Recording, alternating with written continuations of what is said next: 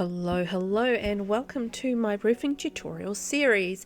Today we are taking a walk right back to the beginning and talking about choosing the right style of roof for your build.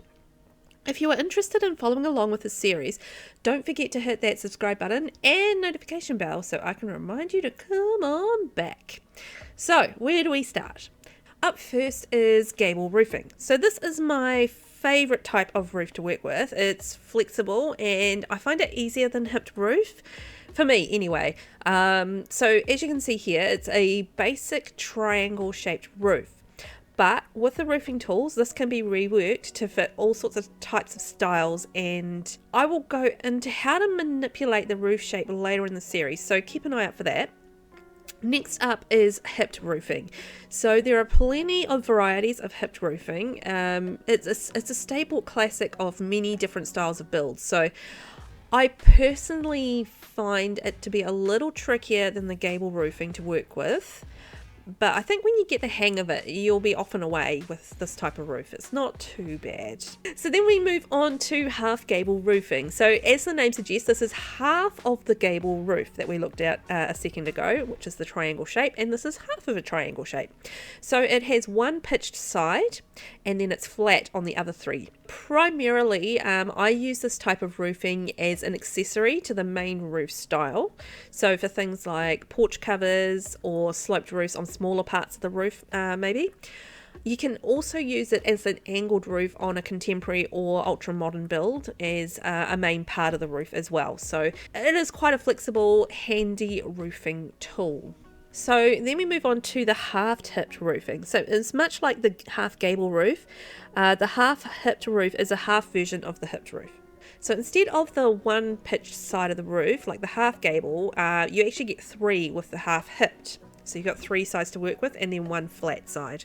So I primarily use the half hipped roof for smaller part roofs and for wraparound porches. I don't ever use that as the main roof, I don't think, because of that flat side at the back. It just makes it look weird, I think, otherwise. But I have, not to say that you couldn't, you might be more creative than me, I don't know, but I've never used that as the main roofing component in a build. Circular roofs, that's up next. So I'm going to group the next four roofs together as they're different shapes of the same type of roof. First up we have the hexagonal roof, which has 6 sides, octagonal with 8 sides, the pentagonal, which has 5 sides, and the circular roof. So I probably consider these to be more of a specialized roof or like a feature roof. So you might see it on the likes of a fantasy build or a gothic style build. It's definitely more specialized. So we'll look at some of the examples of what you would use a circular roof for later in this video. So then moving on, we have a roof that is not in the roof menu. So that's the flat roof. So there are 2 methods that you can use to create a flat roof. So let's take a look at those. First up is the platform roof, which can be found in the wall and room section. So the advantage to the platform roof is it is free. So on a build with a budget, like a starter home, this is absolutely perfect. The downside to the platform roof, however, is the limitation on colours. So the second method of creating a flat roof is with the half wall tool, which can also be found in the wall and room section. So the advantage of the half wall flat roof is the range of colours available to you. So basically, if you can find a wallpaper that you like and want to use it on your build, you can paint it on the roof too. The disadvantage though is if you are working on a budget, there is a cost to using a half wall. So just like any other wall in the game, it does cost simoleons. I'll go into how to create both of those types of roofs later in the series. So let's run over the types of roofs one more time as super quick. We've got the gable, the hipped, the half gable, the half hipped, the circular roofs, so the hexagonal, pentagonal, octagonal, and the circular, and then we've got the flat roofs. So we've got a few options there. So now we know what roofing types we have to work with. Let's take a look at some of the common build styles and what roofs to put with them. So this is the styling side of things. So let's now match your build to your roof. So a big part of roofing in The Sims 4 is making sure that it matches the style of the build that you are trying to create. I feel like understanding the type of roof and how to style it to work with your chosen style goes a long way to capturing the vibe that you are looking for. So let's start with the contemporary style. So basically, stylistically, it's a now look. So what does that mean? Great question.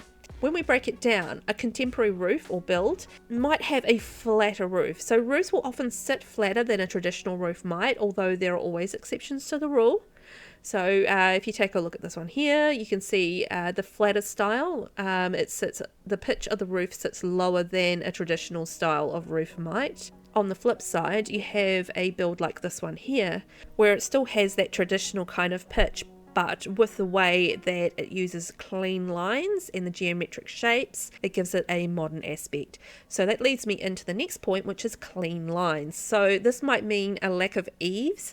So an eave is when the roof overhangs the exterior wall of a build. So that's that dropping down kind of bit. In a contemporary build, it might not have those eaves hanging down, or you might use those eaves to create geometric shapes. And shaping the exterior of the build, you might have columns and extrusions that create some roofing challenges as well. So it might mean that you use a few different styles of roof just to make it work. So you might have a flat roof and a gable roof, for example, in a contemporary build, or a half gable and a gable. Natural light is a big part of contemporary buildings. So things like sunroofs and using windows to emphasize the shape of the build is something that you will see in a contemporary build.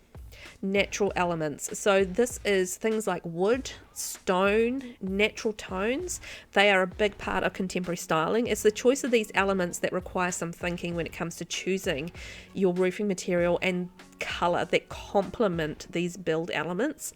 So not only do you have to think about your type of roof and how you create that roof, but you've got to also think about how you style that roof. So that's the color that you choose, the trim that you choose, the type of shingle that you choose as well. So a thing like the contemporary home will quite often have a steel roof or a really fine shingle. You wouldn't find like the loose, rough kind of shingles that would be more in a traditional or like a cottage build or something like that. So it's got to match the vibe and the style that you're trying to capture. So I'll go more into choosing your roofing material, colour and styling your roof later in this series as well. So that's something I'll go back to. And then the last thing that I'm going to talk about with how to identify a contemporary build is blending of textures. So this very much ties into what we were just talking about with the natural elements. So it's using different wallpapers to create texture. So for example, in a contemporary build, you wouldn't just have like a plain clapboard on the wall. You would probably have 2 to 4 different wallpapers on the outer wall, so all creating a different texture. So it might be stone, wood, paint or brick. So now let's take a look at some of the concepts of what makes an ultra modern home. I will quite often just call it a modern home rather than ultra modern, because that sounds sort of spacey and futuristic, and that's really not what I'm talking about at all. But a modern home technically is classified as something that was built between about 1900 and 1950. So yeah, I'm not talking about that kind of modern home. I'm talking about the ultra modern home where you're kind of looking toward the future, but you're not looking at space. So with the ultra modern home, one of the concepts is the large windows and doors. So it is much like contemporary homes in that respect. So there's a natural light is a big thing. Large windows, accordion or sliding doors and sunroofs work well with the style. There is an item in the Island Living pack where you get like the clear pane, and that's used as a flooring item. Or you can use it as a flooring item so you can see through the deck down to the water below. So you can use that as a sunroof with a flat roof in a modern home. So the next concept is high-tech meets nature.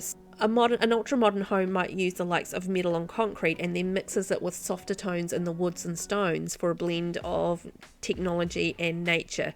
So steel roofs actually work really well with ultra-modern homes. Asymmetry is a big thing.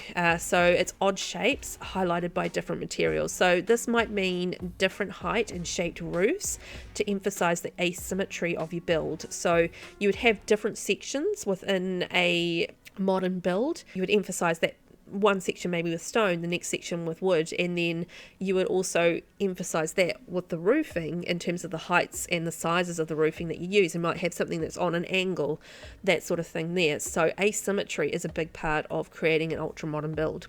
Minimalism.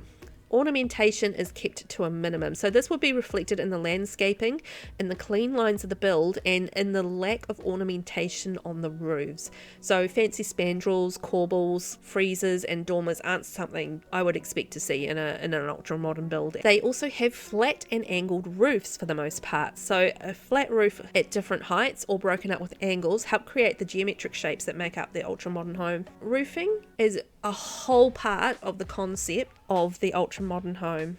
So let's take a look at the traditional home next. This covers a broad range of styles, so I will go into greater details on each of these styles later in the series, but traditional kind of covers any style that draws influence from historical styles, such as Victorian,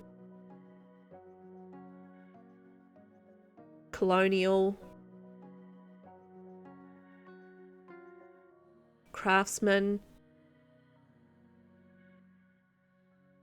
classical, Georgian, Cape Cod, Tudor, cottages. So it's a whole range of different styles within that sort of umbrella title of traditional home. So they often feature things like simple roof lines. So they've got basic roofing shapes like the gable or hipped, and it's kept pretty simple. So they usually have eaves, and you'll often see a side gable with a front facing gable. So you can see that example there with this big long main roof, which is the side gable, and then you'll have the smaller part of the roof, which is the front facing gable, the triangle shape at the front. So another feature of the build is that it's symmetrical. So it's often where windows will be evenly spaced or mirroring one side of the build to the other, and then that comes into play with the shape of the build itself, and then bringing in our roofs that also mirror each other. So if you've got a couple of front facing gables, they would be on the same, on opposite sides of the build in the same space, and it's all sort of symmetrically placed out. It doesn't have to be hard and fast symmetrical, but that's kind of the vibe that that particular build quite often has. It has modest ornamentation, so spandrels, corbels, friezes and dormers might be used. It'll be a lot more decorative than a modern or a contemporary home, but it might not be as decorative as, say, fantasy home or something like that. Materials that are used, so things like brick, clapboard and stucco are common materials, and you would pair those with shingles rather than the more modern steel when you're looking at the roofing material. So the shingles can be a variety of styles and colours. You would probably go for the larger, looser sort of shingle look rather than the tighter style, but I think you could probably get away with that as well. So then we come to trims. Quite often with a traditional build, it will have a contrast trim on the roof or the window or the fencing, so that it adds a little bit more colour to the build rather than everything blending in together. Traditional build isn't as likely to use mixed materials as you might in a contemporary or modern build, so this is a way of adding contrast to the decoration of the build. Okay, and then last but certainly not least, let's take a quick look at the fantasy style home. So once again, this covers a broad range of styles. It can range from cute cottages to soaring huge castles. So roofs with fantasy builds are so varied, but I feel like they are like a strong feature in a fantasy build. Pitch comes into it quite a lot when it comes to fantasy builds. So things like cottages and houses and fantasy builds often play with the pitch of the roof. So it might be rounded or tilt out at the edge of the roof, or be super high and pointed. That can be quite a cool feature and a point of difference as well for the build, just to create the vibe. There might be round feature roofs, so castles spring to mind when I think of a round feature roof, or Middle Eastern fantasy palaces with their round domes. So I feel like fantasy really lends itself to the round or circular roofs, the likes of the hexagonal, pentagonal or the octagonal roofs. They all work really well with a fantasy fantasy build, just depending on what style you're doing, of course. And then fantasy builds, all the trimmings. So roofs will often have a lot of decoration with fantasy builds. So you've got your corbels and your roof trim, your freezers, your dormers, your chimneys, your ridge caps. So your ridge cap is that cap that goes along the top of a roof. They all have their place in the styling of a fantasy build. That will wrap up this episode of my roofing series. I hope that's got you thinking about different roofs and how to use them with the style of build that you're hoping to create. I'll be going into more detail on roof controls, how to roof, and more details on each style of roof as the series progresses. So I'm looking forward to seeing you again. Don't forget to hit subscribe and that notification bell so you can catch the next installment. Thanks for watching, and I'll catch you in the next one. Bye bye.